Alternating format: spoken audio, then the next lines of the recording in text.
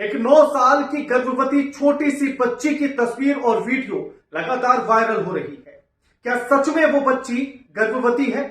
आखिर वो कहां की रहने वाली है और उसके पीछे की पूरी कहानी क्या है, ये आज हम आपको इस वीडियो में बताएंगे।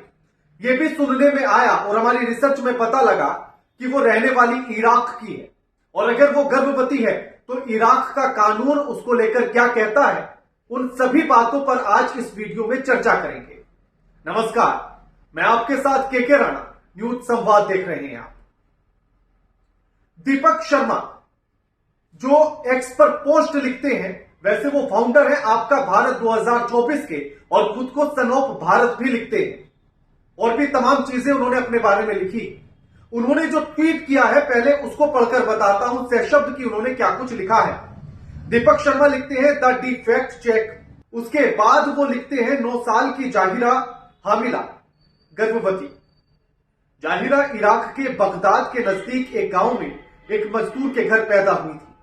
परिवार में हुए एक निकाह के दौरान जाहिरा के फुफ्फू के दोस्त खुशमुद्दीन की नजर जाहिरा पर पड़ी। जाहिरा उस वक्त मात्र 6 साल की थी। खुशमुद्दीन ने जाहिरा से निकाह के लिए उसके अब्बू से कहा, तो पहले तो अब्बू ने मना कर दिया, लेकिन कुछ पैसे और 1 तोला सोना देने के बदले जाहिरा का सौदा 54 साल के खुशमुद्दीन के साथ कर दिया गया।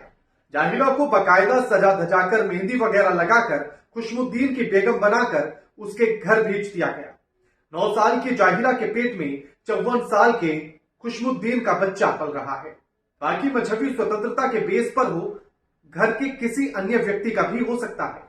ये इराक में न तो अमानवीय है और न ही गैर मजहबी, दोनों रूप से जाहिरा का खेत। उसके बाद वो ब्रैकेट में लिखते हैं, खास मजहब ने औरत को खेती बताया है। 9 साल की बच्ची निकाह के लिए तैयार हो जाती है, ये माना जाता है। आपकी इस घटना पर क्या राय है? एक 6 साल की बच्ची जिसे लड़का और लड़की के भेद का भी नहीं पता, मजहबी दरिंदों ने उसके साथ ऐसी दरिंदगी कर डाली है। कुछ शब्द ऐसे हैं जिनको मैं अपने मुंह से बोलना नहीं चाहता, जिस तरह से उन्होंने लिखे। घटना की जानकारी इराकी मित्र से ली गई है, ये उन्होंने अपने ट्वीट में लिखा है। लेकिन इसी के साथ एक और ट्वीट जो है वो इस पर वायरल हो रहा है, और उस ट्वीट को जो लिखा है वो नाज अख्तर ने लिखा है, और नाज अख्तर इस पर लिखती हैं। नाज अख्तर भी, और इसी के साथ अब नाज अख्तर ने भी एक पोस्ट किया है, और वो भी लगभग सेम बातें ही इसमें लिखती हैं, इससे ज्यादा कुछ नहीं। लेकिन इसी के बीच में जो कमेंट आए, उसमें एक जो यूजर है मिसार सिंह, वो लिखते हैं कि सैल्यूट आपकी काल्पनिक कहानी, गंदी सोच जो इस 9 साल की छोटी बच्ची को प्रेग्नेंट बता रही है, जबकि विज्ञान ये कहता है कि 12 से 15 साल के से पहले कोई भी बच्ची मां नहीं बन सकती है। जब तक मासिक धर्म ना हो जाए, यानी कि जब तक पीरियड ना आ जाए, तब तक कोई भी लड़की मां नहीं बन सकती है। तो फिर ये 9 साल की बच्ची कैसे बन सकती है? लेकिन इसी के बाद एक और नीचे यूजर जो लिखते हैं, वो यूजर लिखते हैं कि आपकी बुद्धि कितनी है, आपकी बुद्धि कितनी है वो इसी बात से पता लग जाता है।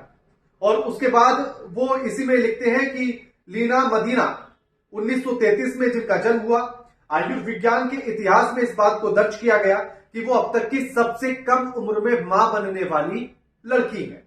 5 साल 7 महीने 17 दिन, और उन्होंने एक पुत्र को जन्म दिया। विकिपीडिया के साथ उन्होंने ये पोस्ट की। अब इसमें सवाल ये उठता है कि आखिर इराक की सरकार इसमें क्या कोई दखल देगी, या वो भी इसके समर्थन में तो खड़ी नहीं है? क्योंकि हाल ही में एक खबर निकलकर सामने आई है जिसमें इराक की सरकार ने विवाह कानून में संशोधन किया है, और उसमें लड़कियों की जो मिनिमम उम्र 18 साल थी उसे घटाकर 9 साल करने का प्रस्ताव रखा गया। और प्रस्ताव सिर्फ रखा नहीं गया, प्रस्ताव पास भी हो गया है। और उस कानून में, उस प्रस्ताव में क्या कुछ वो करने जा रहे हैं, उसको भी एक बार सुन लीजिएगा। उसमें जो दिया गया है, यूके की रिपोर्ट के अनुसार उसमें दिया गया है कि विवाह कानून के साथ महिलाओं को तलाक, बच्चों की देखभाल और विरासत में अधिकारों से वंचित करने के लिए भी संशोधन प्रस्तावित किया गया है। अब सोचिएगा कि इराक की सरकार ये लाना चाहती है कि अगर किसी महिला को तलाक देने का अधिकार भी नहीं होगा, बच्चों की देखभाल का भी अधिकार नहीं होगा, यानी कि अगर बच्चे होते हैं तो उन पर हक पिता का होगा, और तीसरा, विरासत का अधिकार भी उनसे छीन लिया गया, यानी कि पति की संपत्ति में उनका कोई अधिकार नहीं।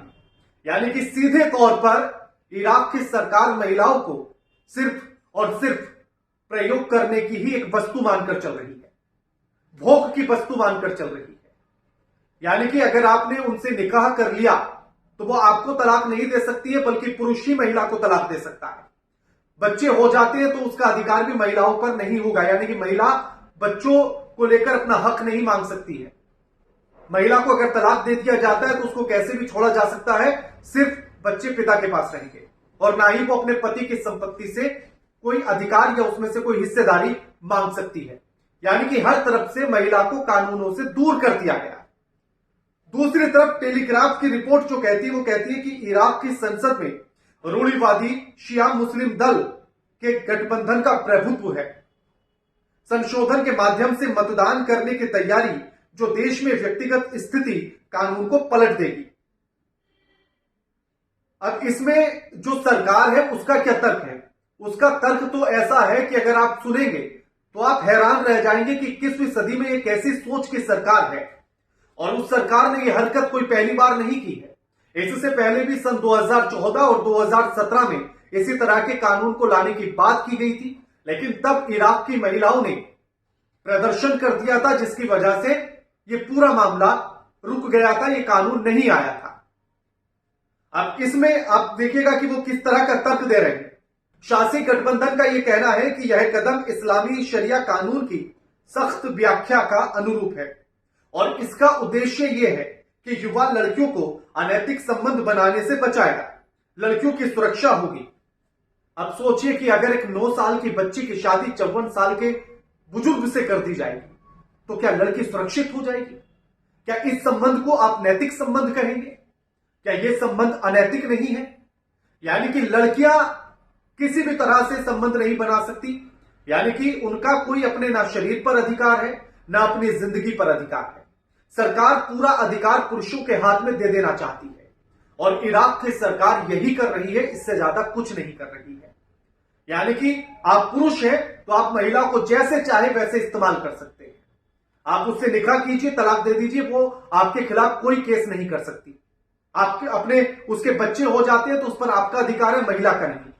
आप उसको निकाह करने के बाद, शादी माफ कीजिएगा, निकाह करने के बाद अगर आप उसे छोड़ देते हैं, तलाक दे देते हैं, तो उसके बाद वो आपकी संपत्ति में से भी कोई हक नहीं मांग सकती है, वहां से भी वो वंचित कर दी गई।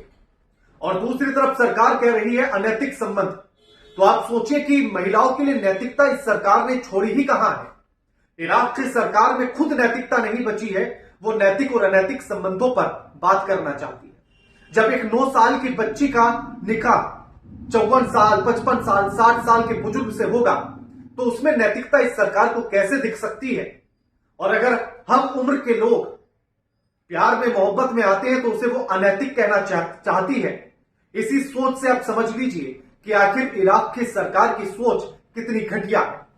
इराक में जो इस समय पर सरकार चल रही है वो मोहम्मद शिया अल सुदानी की चल रही है। वो प्रधानमंत्री है इस समय पर और उन्हीं की ये सोच है, क्योंकि वो एकदम इस्लाम का जो पूरा नियम कायदा कानून है, शरिया कानून के तहत वो चलना चाहते हैं, उसी पर वर्चस्व बनाना चाहते हैं। लेकिन देश को वो किस तरफ लेकर जाएंगे, ये एक सबसे बड़ा सवाल है।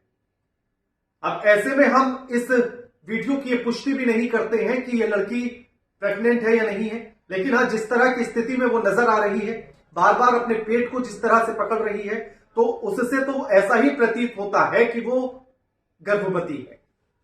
लेकिन इस बात की पुष्टि हम नहीं करते। लेकिन अगर ऐसा है कि वो प्रेग्नेंट है तो ये बेहद शर्म की बात है। इसे मानवता से कोसों दूर कहा जाएगा तो वाकई ये शर्म की बात है, ये अमानवीयता है, ये राक्षस प्रवृत्ति से ज्यादा और कुछ नहीं, और मानसिक विकृति से ज्यादा भी इसे कुछ और नहीं कहा जा सकता जो इस बच्ची के साथ हुआ होगा। अगर खुशमुद्दीन की बेगम ही इसको बनाया गया है चंद पैसों के लिए, चंद सोने के लिए, तो फिर इससे ज्यादा और बुरी स्थिति इराक की नहीं हो सकती है। जबकि एक और बड़ी बात समझिएगा कि इराक में पहले ऐसा नहीं था। इराक में पहले 18 कम से कम उम्र थी शादी के लिए, जो एक सही मानक है। हमारे देश में भी वही है, उसको बढ़ाने की बात चल रही है, वो एक अलग है। लेकिन पुराना कानून 188 लागू किया गया था, जो सन 1959 में लागू किया गया था, और इसे मध्य पूर्व एशिया का सबसे प्रगतिशील कानून कहा गया था, क्योंकि सबसे पहले इराक में 1959 में इस कानून को लागू किया गया था, जहां लड़की की शादी की उम्र 18 वर्ष कम से कम रखी गई थी। और इसको उस समय पर अब्दुल करीम कासिम सरकार ने लागू किया था। सोचेगा कि इराक 1959 में कितना बेहतर सोच रहा था, कितनी दूरदृष्टि की सोच उसकी थी, और आज कहां आकर खड़ा हो गया है। आप क्या समझते हैं इस पूरी घटना को लेकर, हमें कमेंट करके जरूर बताइएगा। साथ ही यह भी बताइएगा कि जो लगातार एक धर्म पर इस तरह के आरोप लगते हैं कि वहां जो है तमाम तरह की चीजें धर्म के आधार पर होती है, लेकिन वो ठीक नहीं है, उसको लेकर आप क्या सोचते हैं, हमें कमेंट करके जरूर बताइएगा। और साथ ही वीडियो को शेयर कीजिएगा, चैनल को सब्सक्राइब करना मत भूलिएगा। नमस्कार।